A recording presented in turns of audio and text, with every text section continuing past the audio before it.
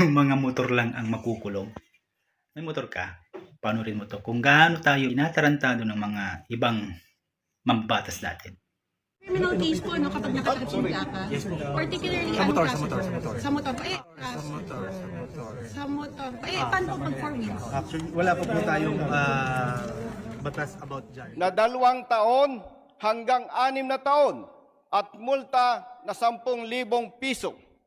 Samantalang, Mr. Speaker, ang mga motorista na gumagamit ng 4-wheel vehicles at iba pang mga sasakyan ay walang batas.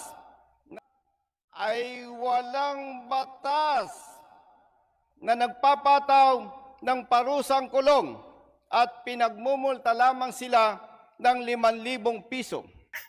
Imagine nyo yun, gumawa sila ng batas na yung mga motor lang ang makukulong.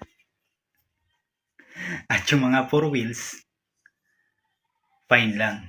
Tingnan nyo nga naman talaga kung gaano katalino tong mga tarantadong mga politiko natin. Mga mambabatas natin. Kung pwede mo lang silang murahin. Imagine nyo, gagawa sila ng batas na hindi nila i-include yung mga sarili nila. Kasi nga hindi sila nagmumotor eh.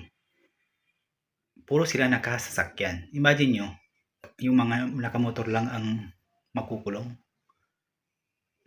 Mag-fine ng 10,000. Samantalang yung mga naka 4 wheels, hindi na nga makukulong. 5,000 lang ang fine. Pusang gala. Tandaan yung mga ibang mamabatas dyan, no, sa Kongres at Senado. No? Hinalal kayo dyan sa peso nyo para pagsilbihan yung mga ordinaryong Pilipino.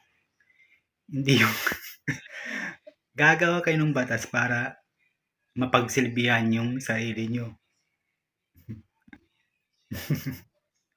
Siyempre, hindi kayo nagmumotor eh. Puro kayo naka 4 wheels, di ba?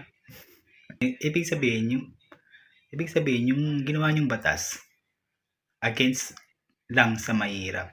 Although maganda naman yung ano nyo eh, yung pakay nyo eh. Pero dapat parehas lang. Parehas lang mga putang.